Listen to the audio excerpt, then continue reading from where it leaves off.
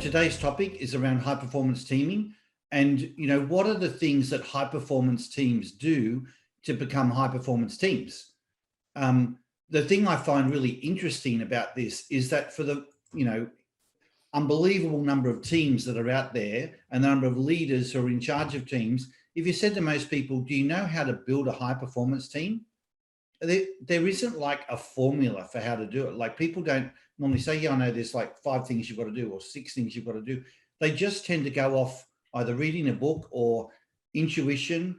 And so invariably, high performance teaming is, a rare experience for most people. And when I've asked that question in groups in the past, most people, when they look back on their career, maybe have been on one high performance team, but it's rarely a consistent experience. And occasionally you get someone who might have been on 2. What's even more powerful is finding a leader who consistently builds a high performance team. It's no different to finding a sports coach who has a track record for consistently doing really well. They're frankly few and far between. We all know there are some, but there's some. There's like 1% of them. It's not something all of them can do. And so, I and my team, we spend our life in the space of team development, leadership development, and we get to see what good looks like and what not so good looks like. And when you are observant about these teams, you do see there are some things that are consistent ingredients to high performance teams, that the ones that do well do, and frankly, those that are struggling just don't do these things. And they're fairly simple, but I think we're going to go through and call them out today.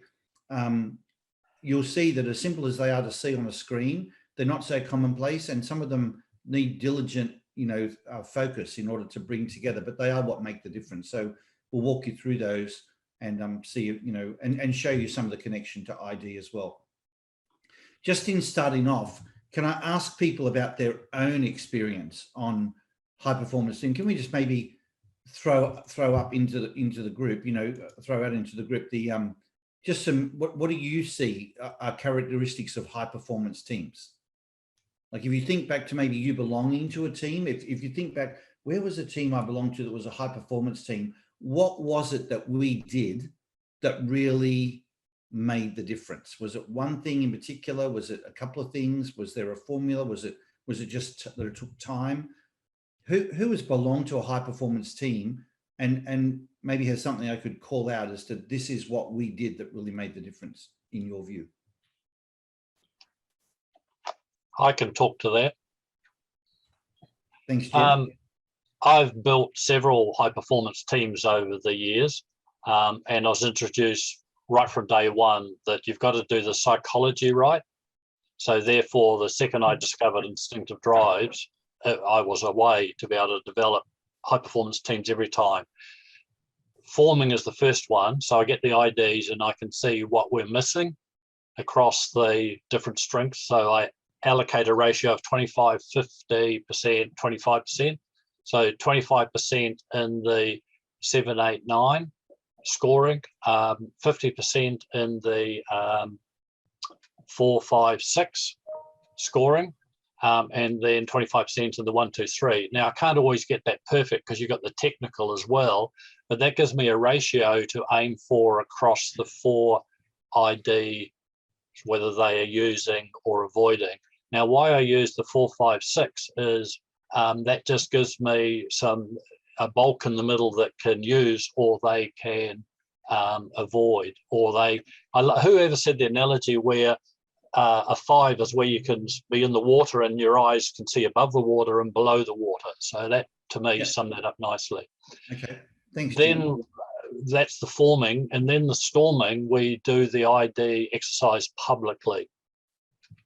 On top of that, I add emotional intelligence training, so that then simple things like I parent, adult, child, reflective listening, you can have open, frank conversations without stepping outside of an adult to adult. Well, you define adult to adult. And then the next part is to connect them to the key business outcomes. What's the outcomes we are here to achieve? And of course, what we look at is the sense of purpose. So the one thing about a team is when they have a common set of values and that aligns to the key business outcome, then the whole thing just takes off.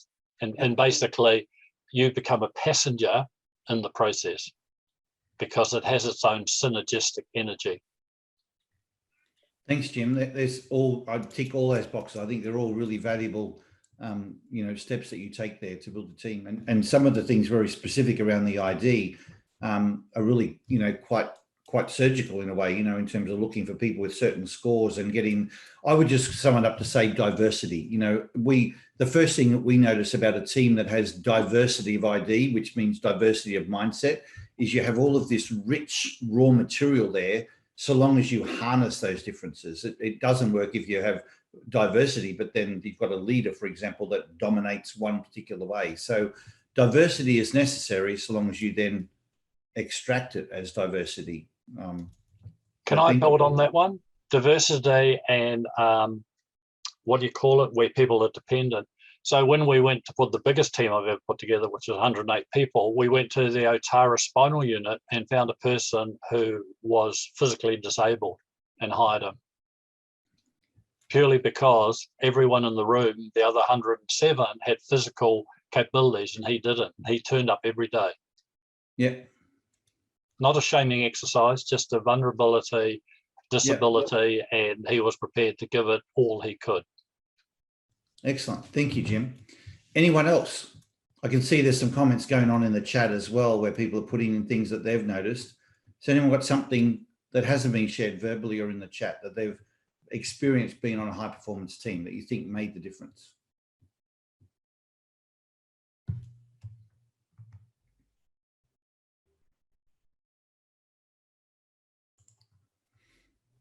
All right, then. I got to say, every time I've done it, as soon as you said that, the came on finance team came up to me, Dementia Australia, the Grant, the Olympic Dam guys. I mean, that one stands out.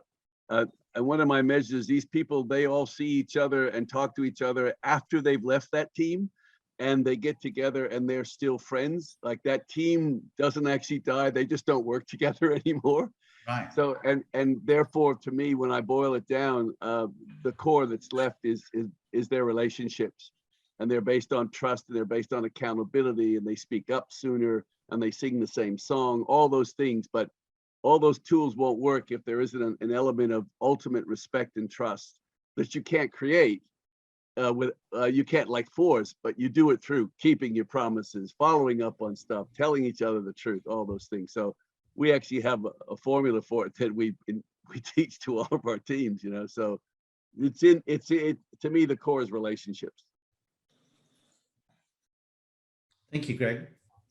I'm going to take you through some slides that I think firstly endorse everything that's been said today and maybe give a couple of additional perspectives as well. Let me just pull it up and show you.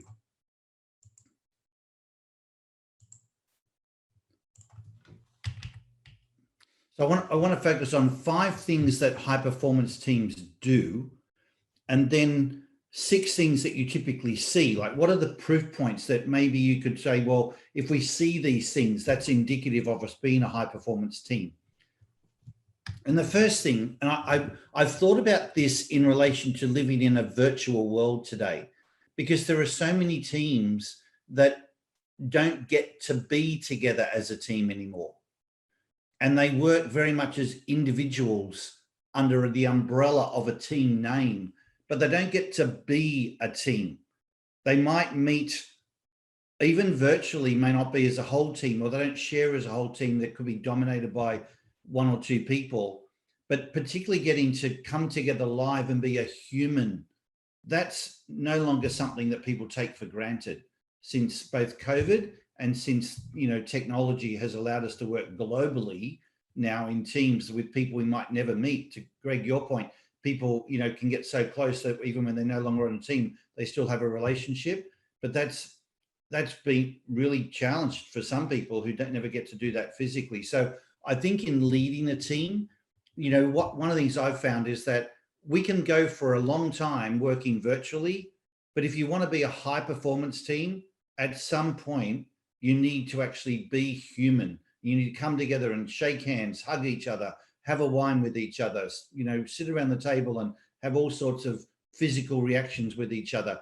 Being a team and then solving problems together as one unit, that's huge. And I know it might sound almost obvious, but it's not so obvious and commonplace anymore.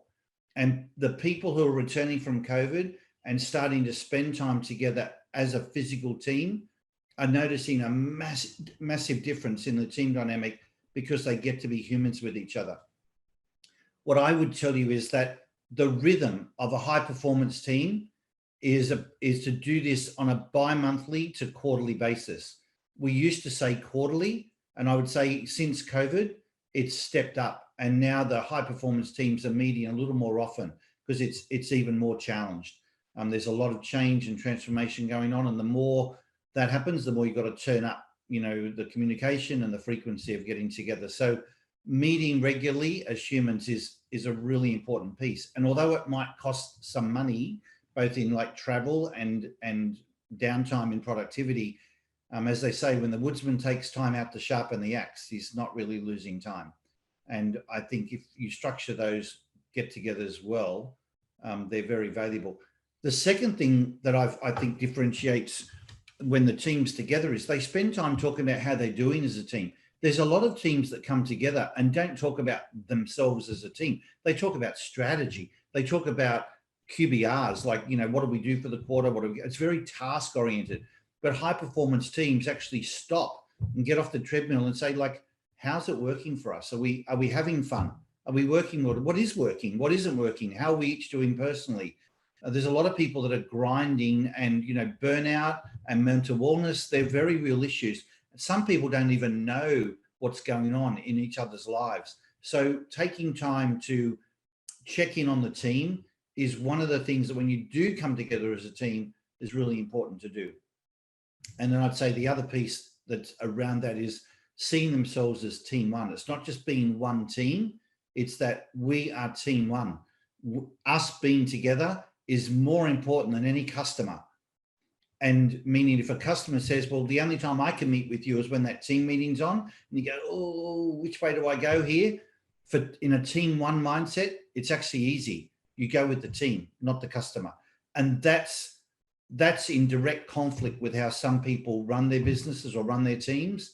And it's a really big shift. And then to put that in as one of the trade-offs of a team is a step change for many teams. But high performance teams, the team comes first.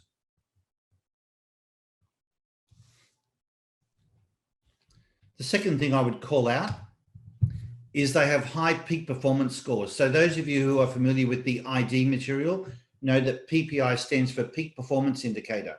And your peak performance indicator is, on a scale of 0 to 10, 10 being you're really in stride and at your best, what's your score? Are you a 10? Are you an 8? Are you a 4? Like, where do you fall? And what we've found is you can't have a high performance team if you've got a bunch of low performing individuals. And low performance is even like a 6 and a 7. High performance is like 8s, 9s, and 10s. And what happens is when people are off their game, and you get some people say, well, I'm not really on my game, but that doesn't affect my work. Like I still show up and I still do my best, right? But when you feel insecure and you're not as sharp, not as on, you're feeling out of stride, you're not willing to speak up and be as courageous in terms of speaking your truth. You tend to react defensively to when people are giving you feedback. It's the environment of trust and safety. It's not there to allow everyone, even just within yourself, to allow you to speak and hear truth. And that is a massive impediment to high performance of the team.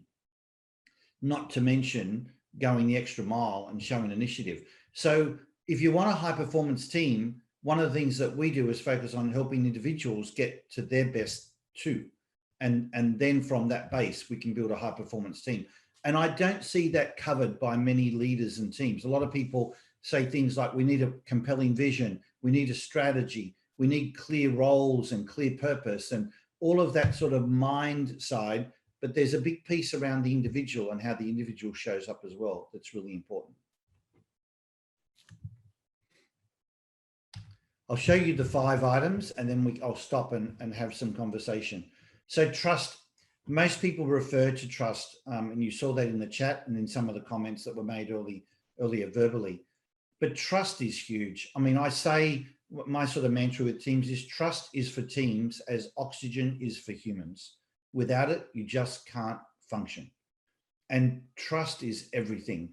But what we have developed is trust is like there's a mental trust and there's real trust. So mental trust is people go, no, I trust you. You know, no, we have trust. And it's like just the spoken word. But then you watch what happens when the going gets tough.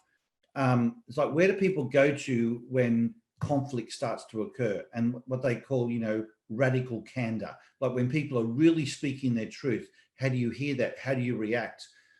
So there are three pillars. We call these the pillars that hold up the table of trust, like the legs of the table. The first one is assuming positive intent. The second is making sure you have the same conversations outside the room as you do inside the room.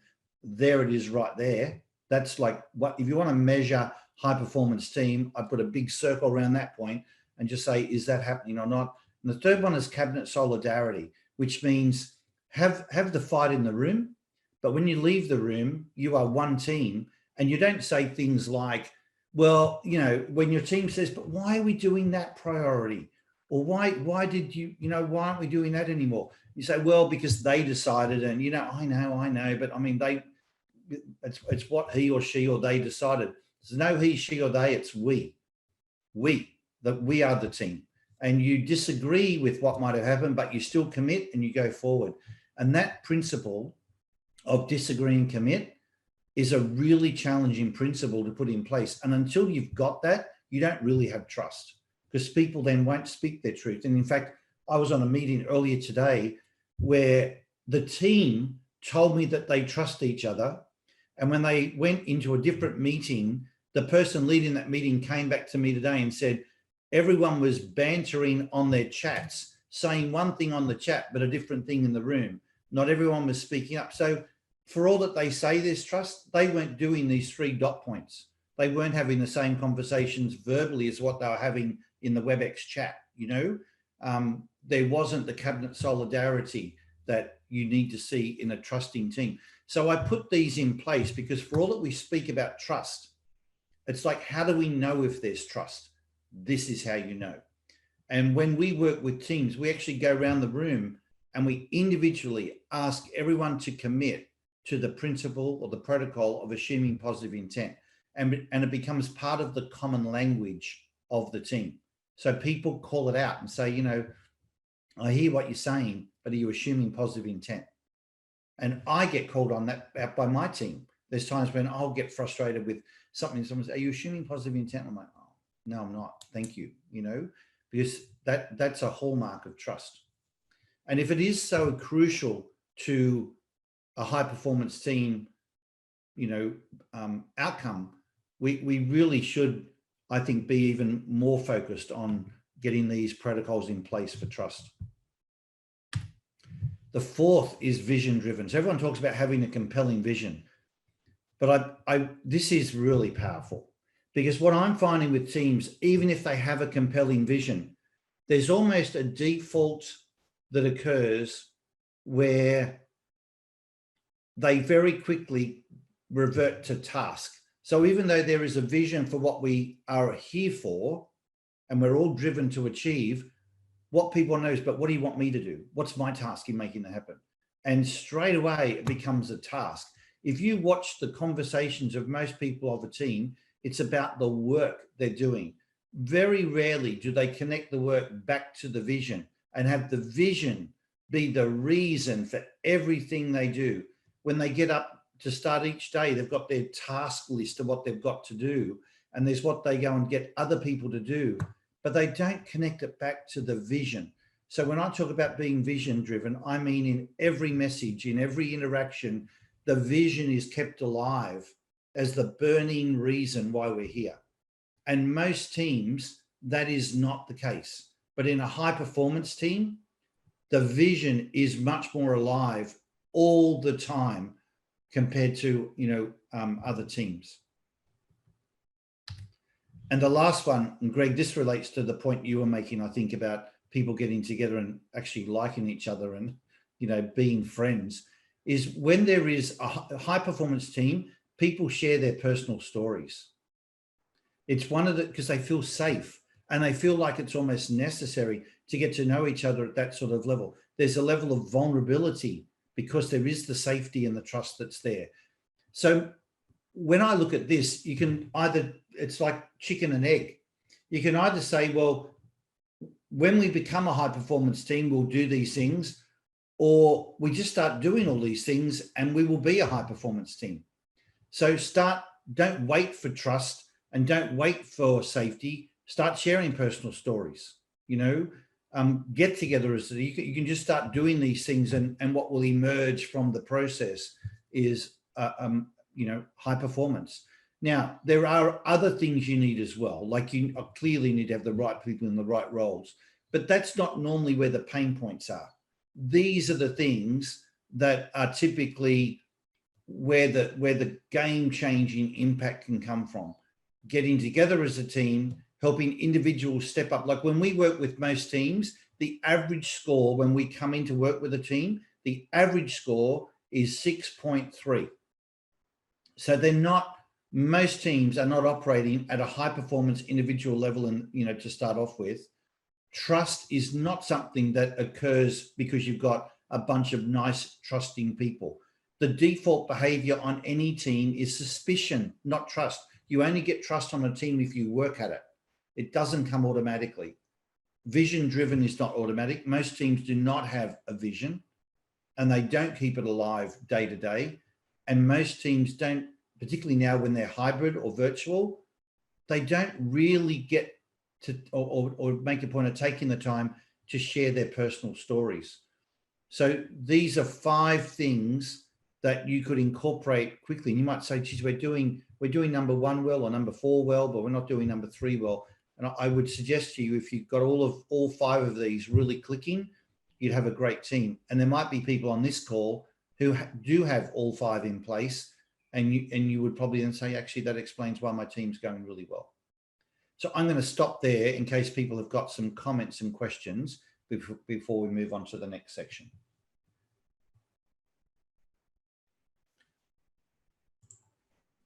Who's got something they'd like to ask or share? I have. That's brilliant, Paul. Thank you. What I do when I'm building a team is I start at number 5, where I get people to share their personal stories. And have a simple format. I just grabbed the sheet, which is called Getting People to Know Each Other.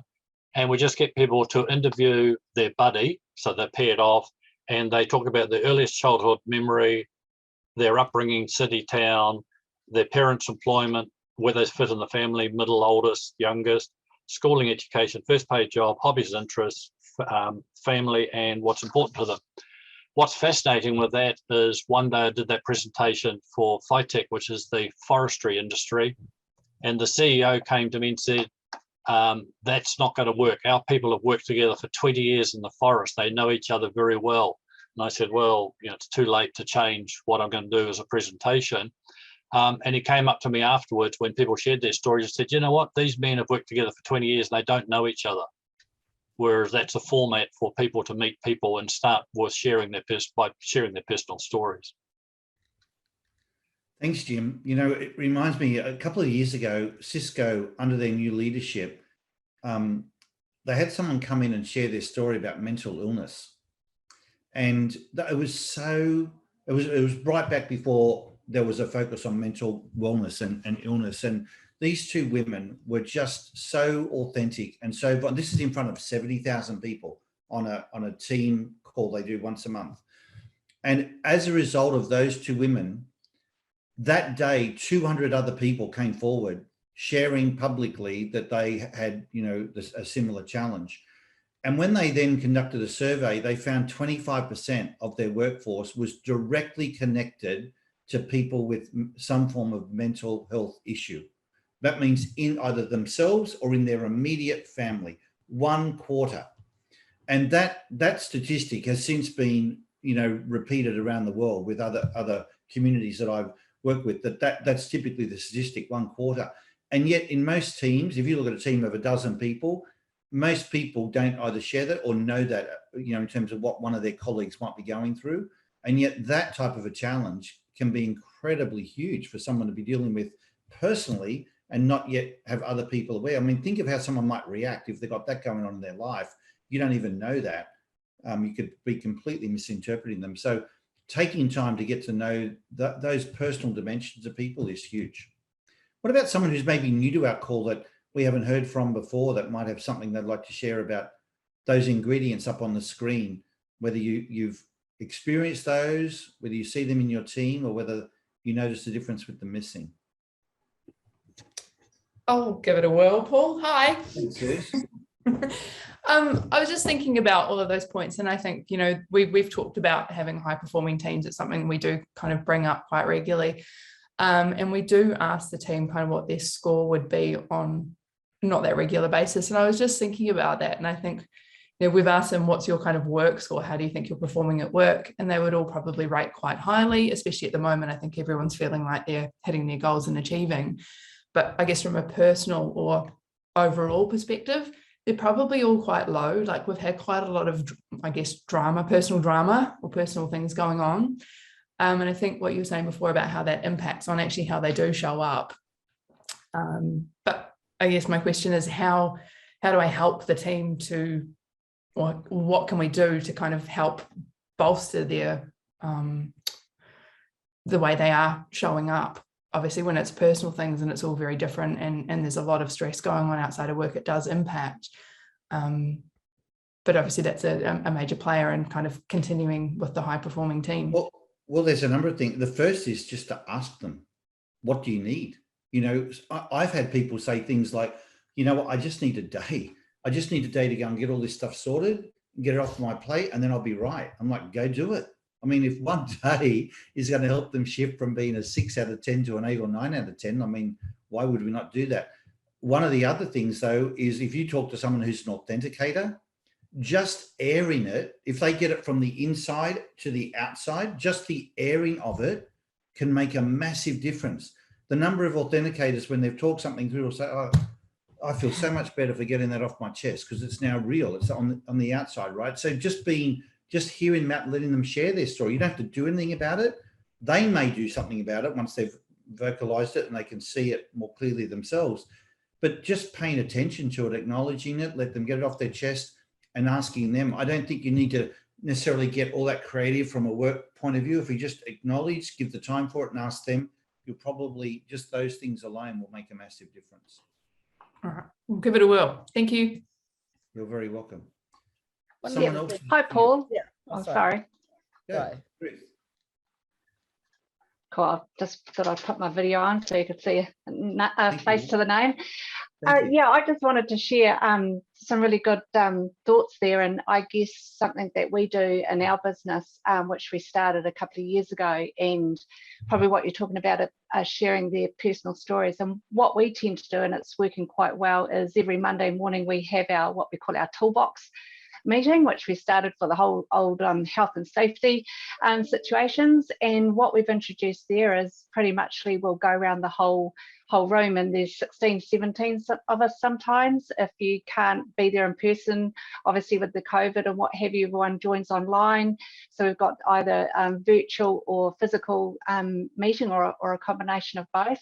And everyone has the opportunity to go around and actually rate their week that's just been, and they'll give it a score. And then they'll talk about, what might have happened in their week at work, or generally, because it's a Monday morning, most people tend to talk about what's happened in their weekend.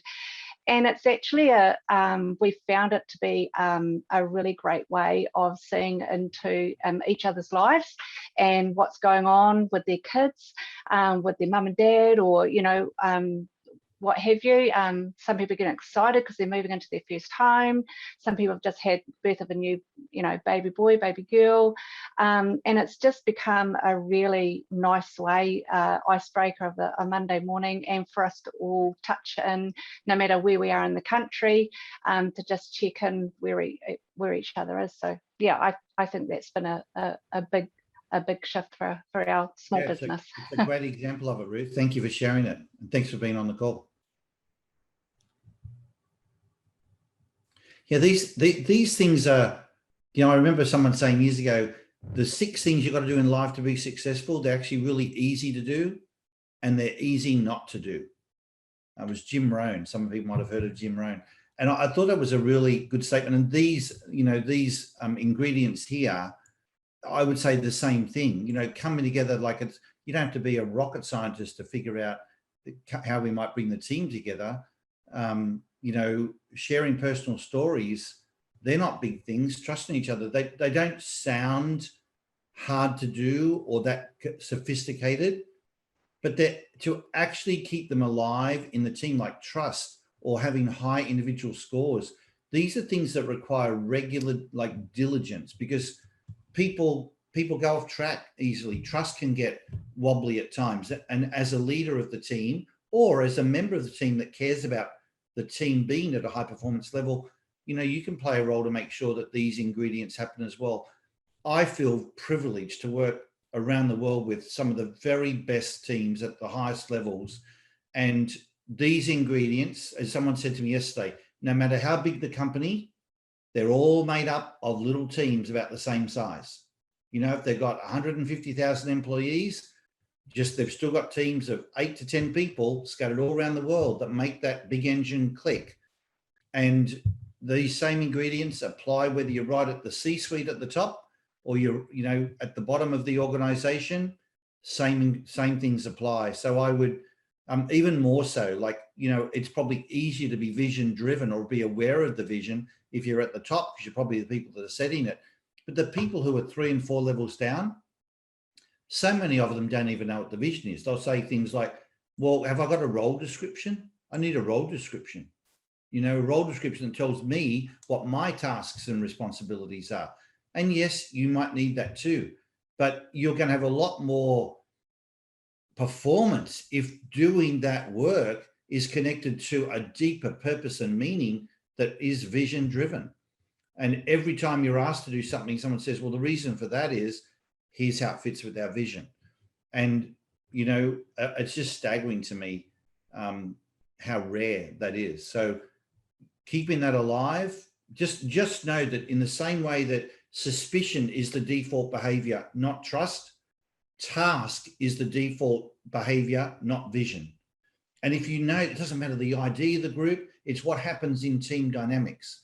And if you know that you've always got like an antibody that's pulling trust away, pulling vision away. So part of your role as a leader is to keep bringing it back on track with those things. I'd just like to throw something else in, Paul. Building on the vision driven, which is a key component, is, from my experience, high performing teams have had an empowering, motivating, respected leader. And obviously that incorporates vision driven, but ID can really make a difference in enabling a leader to be empowering, to be motivated, and for people to understand that leader and respect them more based on how they're wired. So I think that's a key component, is the leadership of a high performance team. Hope you're not insinuating anything, Julianne. Not at all. No, that's exactly right. Of course, that we talk about that as a leader, you cast a shadow that influences the team. And what we have seen is that on our peak performance scores, on point number 2 here, if as the leader, if your score is not an 8 out of 10 or more, you are not casting that shadow. And I don't care, I get people say, oh no, but it doesn't affect how I lead. It doesn't affect my influence on the team.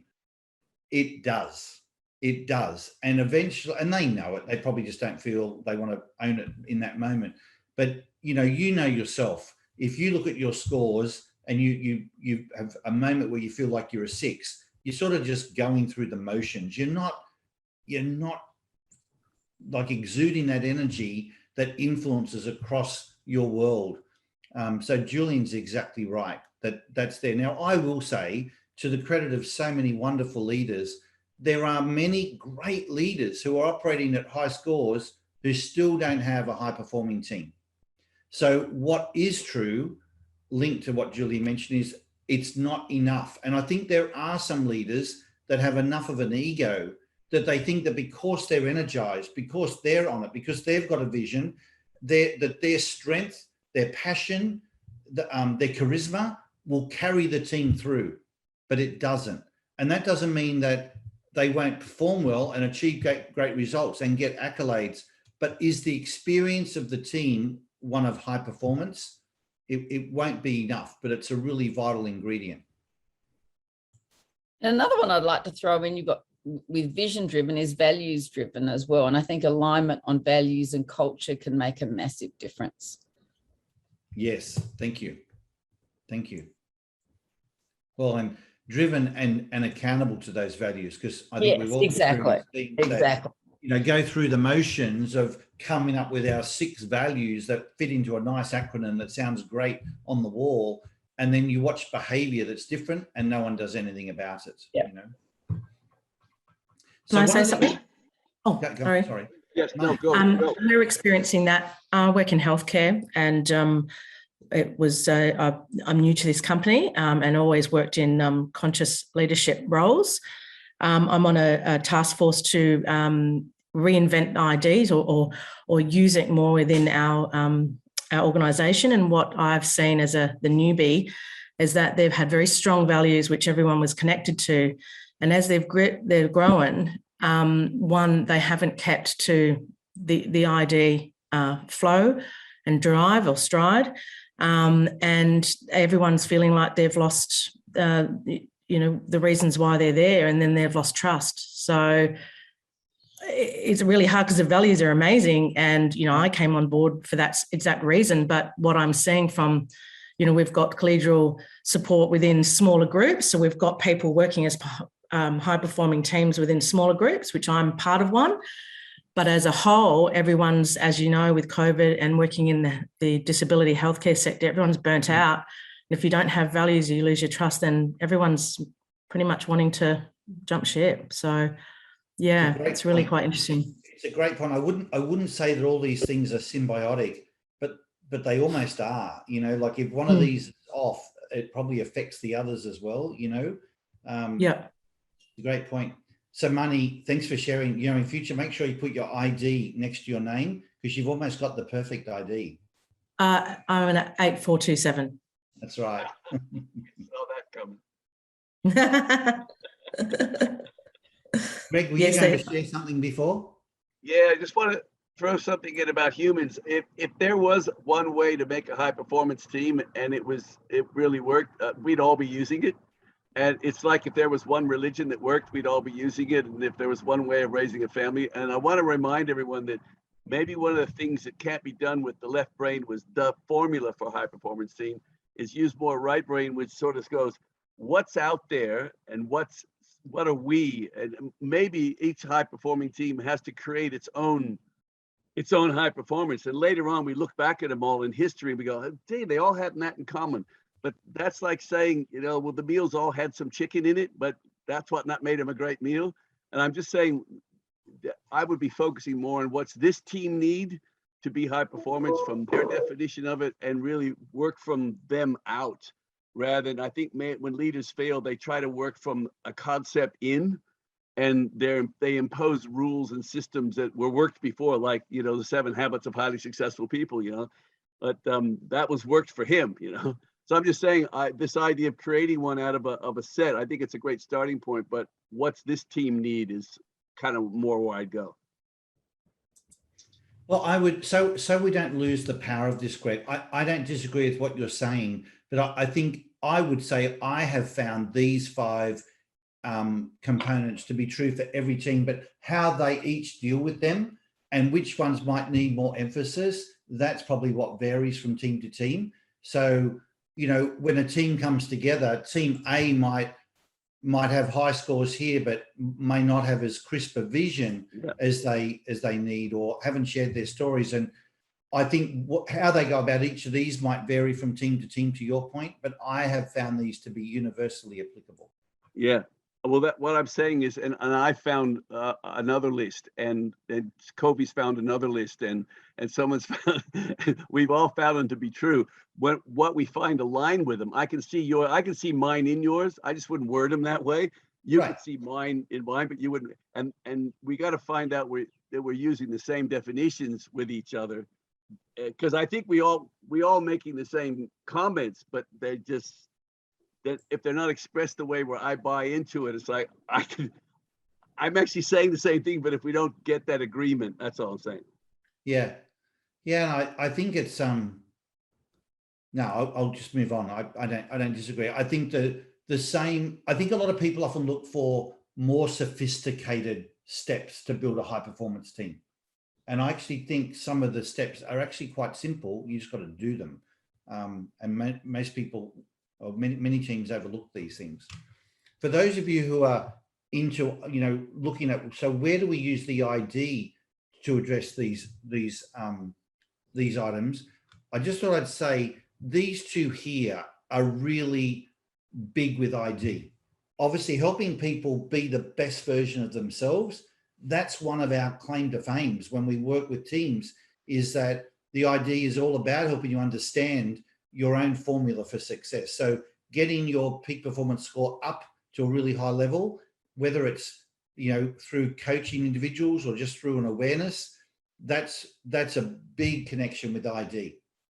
And then the second piece that's used is around the trust, because what erodes trust is when people feel that people make assumptions about them that aren't true, of their motivations and their values. So when the ID comes in and people go, oh, now I see why you're reacting like that. I see, why you're being, silent and not saying a lot. I thought you were just disengaged and trying to send a message, but now I can see that you're an avoid improviser who's just reflecting in your own quiet time, or someone big one is authenticators. People can misinterpret an authenticator being blunt as brutal and not caring. And then they go, oh, I see that you're just speaking your truth, like that's, the ID is a huge instrument for trust. And it's primarily because it helps people understand the way people are wired, what their motivations, their values are, linked to their nature. And that creates, what it does is it creates a get you moment where people feel like, oh, you get me now, you get me now. And when you feel like a person gets you, it changes the way you react. So there's a direct correlation between people understanding each other's IDs and the level of trust that occurs in the team. And so that's why I put the green ring around both of these two. It doesn't mean that there isn't also some indirect, application of ID into 1, 4, and 5, but there's a very direct impact into these two. And these are two, massive components of high performance teaming. So if those of you are thinking, where can I use where does the ID play in high performance teams in terms of these 5? It's these two here that has a very direct and game changing impact. And some of you, I'm sure, have experienced that, but I just call that out. When we get together with teams and we review the team, we review things like PPI scores. We review the trust in the team. We review whether people are working, and harmonizing well together. So it's woven into 1 and 4 and 5, but these two areas here, it's huge. Let's move on and talk about what happens when you're doing these things. How do you know that a high performance team is high performing? This is what tends to show up. And Greg, you mentioned one of these before about people socializing together, So these are what happen in high performance teams. When it is high performing, you tend to have superior results. You see a lot more initiative and innovation. People, there's just something in our makeup that we want to go the extra mile, and we feel free and safe to come up with their ideas and put them on the table and take risks because there's a safety and a trust that's there. Volunteerism is huge in high performance teams. It's a huge component where people start volunteering time, but they also start volunteering resource. Think of someone saying, you know what, I've got someone on my team that can help you with that. You're not going to start volunteering people if you don't trust others, if you don't feel that connection, if you don't feel like you're all in it for the same reason. If people are protecting their own patch, you're not going to see volunteerism. You actually see the opposite. You see people getting protective and territorial around their time, their talent, and other resources. Cross-representing each other is another huge indicator of a high-performance team, where someone will say, oh, you know, I'm going to see that client next week. So rather than us both go out there, why don't I go and I'll look after it for both of us, you know? Or it could just be another meeting in the same company, but someone can't make it and you represent them, or you feel safe and comfortable having someone go and represent you. But when there isn't a high performance dynamic, you don't get people offering that. You don't get people feeling safe to be represented because no, I'll come, I'll do it because I feel that I'll do a better job if I do it myself, you know?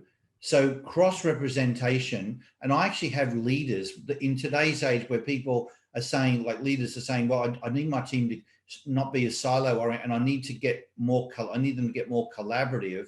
We think of that as solving problems together, so they come together and work better together. But the more advanced step of that is where not all the same people are represented and they feel safe representing each other. Think of an initiative where we say we've got this initiative to solve a problem for the whole team, but we don't need the whole team on it. We're just going to have a subset. So that subset group, which might just be 2 or 3 people, is now acting on behalf of the entire team.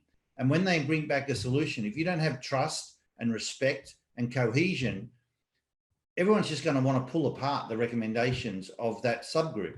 But when you've got a high performance culture, people sort of go, okay, well, we task them with doing that work. And if that's what they came up with, let's go with it.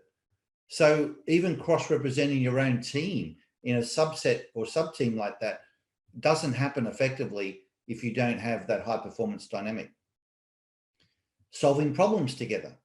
High performance teams not only do solve problems together, they thrive on it because they feel more complete and more powerful leveraging the other talents in the team rather than doing everything on their own. Because they not only trust each other, respect each other, they value the differences, and people feel safe to have that voice and share that voice and be interpreted for who they are. So solving problems together is, you know, a hallmark. And you think, but that's what we're there to do. Yeah, I know, but most teams don't do it.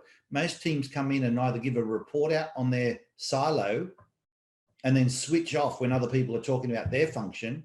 But rarely do they step up and solve problems together. And ironically, when they do have the 11th hour, you know, issue that's like a crisis that arises and they put everything else to the side and they rally together, they often step back and go, wow, we did that really well, didn't we? When push comes to shove, we seem to do really well as a team, but only when it's a crisis. And what would be powerful is to do that more often. And then the last point is, it doesn't mean that every team has to like each other and socialize together, but typically high performance teams do, you know, trust, respect, value, and like each other. And typically there's a lot more socializing that goes on. Hard to do when you're virtual, but it is a characteristic that's more noticeable in the stronger performing teams compared to those that are not. So these are like indicators of a high performance team, like a dashboard of a high performance team. But in lots of ways you could say, well, why don't we just start doing some of these things? Like, let's start socializing together. Let's start solving problems together. Let's start cross-representing each other rather than waiting for them to be outcomes of a high performance team. We could actually do these with intention and therefore have them get there on an accelerated basis. I think it's good to understand the difference between what do you do to get there and how do you know when you are there? What should we start to notice? So if you're doing those other things we had up before, these things here, if you think you're doing all of them, a way to check yourself and go, okay, is it actually playing out, is to look at these and say, are we getting superior results? And that can include your brand. Are you getting people external commenting on how well it's going? Are you starting to attract talent? Because when you've got superior results, people generally want to come and be a part of the energy that you have there. So that's another thing that happens. Are you seeing initiative and innovation? If you're not seeing a lot of innovation, it may be that things aren't as progressed as you would want them to be, and the same with each of the other ingredients here. Is there a quick comment or question about anything here on the screen? I know we've only got a couple of minutes left. I have a couple of items to wrap with as we close out, but we do have room for one or two comments if someone has a reaction to what's on the screen. Well, can I just say, I think one of the things that, and how, I don't know where you would see that fitting in, but constructive conflict, you know, people being able to have conversations and disagree with each other. But so, I mean, I guess that's part of the solving problems part, but I think that also needs to be seen somewhere, because we often are so busy harmonizing that we're not spending time disagreeing with each other and finding new outcomes. That's a good call out, Joe. I'm gonna add that to the list, because I think that is a really good call out, and it's not there. And I think it's a good. It's also one of the things that teams still do notice when they go, we're not having that level of conversation yet. So I think that's good to have as a checklist there. Tad, It's either productive conflict or constructive conflict. I think both of those, you know, could be either. Thanks. Yeah, love it. Tad. Yeah, I was just going to make a comment. If you could flip back to the previous slide, that one of my favorite quotes is from Napoleon Bonaparte. You're on mute, Tad. Sorry. Okay, can you hear me now? Yeah. Yeah, what I was going to comment here is that one of my favorite quotes is from Napoleon Bonaparte, that feeds really into a lot of these different factors. And that's that there are 4 factors critical to the success of an army: size, experience, preparation, and morale. And then he says that morale is more important than the other 3 combined. Right. If you look at the high PPI, the trust, sharing, a lot of those feed into the overall morale of the team. It's true, don't they? Very, very true. Same thing with sport. You talk to any elite athlete and you say, well, for all the training you do, how much of it is physical and how much is mental in terms of your success on the field or the golf course or the pool? And they'll all tell you 85% is more about the mind than the physicality. So, you know, these really, but I do see leaders getting that now, and they want to go there. They just need the right tools. And thankfully, we're a big part of that toolkit. Guys, just out of respect for time, just to finish off today, I do want to remind you that our next masterclass, so our rhythm is that we do the Living in Stride webinar at the start of each month on the topic of the month, which for this month, it's about high performance teaming. And then we dig into that in the ID masterclass, which is at the end of this month on the 27th in the US and the 28th in Australia and New Zealand, that same time. But that's where we're going to apply the lens of ID. So if these are the ingredients, then based on your ID, what's your superpower to lead a high performance team? What of those ingredients maybe comes natural for you, and other things you might have to work out a little harder? We're going to dig into that when we have our masterclass. And then what shows up when you really show up? If you're in stride, what really shows up given your whole ID? And what are the things you need to watch out for? So we'll unpack this topic of high performance teaming through the lens of your ID in our next masterclass. And then the other thing that I want to remind you of is that our next ID certification, which is certainly gathering momentum, it's a 3-day program. It's done live, but it's virtual. So there are 3 modules. The feedback is brilliant about this program. So it's both the content of the program and frankly, it's the people that are on these programs. I mean, you can imagine someone who's into this program is a like-minded person who's trying to get the best out of themselves and others in their world. And when they share their insights, their stories, their experiences, it's pretty rich learning for everyone, as well as the content we cover to help you understand your ID better. So if that appeals to you to do that training, whether it's for your own development or for how you can use this within your teams and organizations, it's one way of transferring a lot of the capability in-house. Please let us know and we'll send you the details for that program. Now, this particular program on June 1, 2, and 8, that's the US time. This is geared, I put only the US dates in because this is geared to the East Coast and Europe time zones. It does work for the West Coast as well, but it's early morning for the West Coast, but it still works. It won't really fit those people in Australia unless you want to get up, in the middle of the night. But this particular class, we have a group from East Coast and Europe that we're accommodating here. So if you are in the US and especially East Coast, this will really suit you. Other than that, guys, thank you for being on the call today. I know we've gone a couple of minutes over. I appreciate all of the conversation and the chat that's occurred, and I look forward to seeing you in a couple of weeks' time. Have a great rest of the day.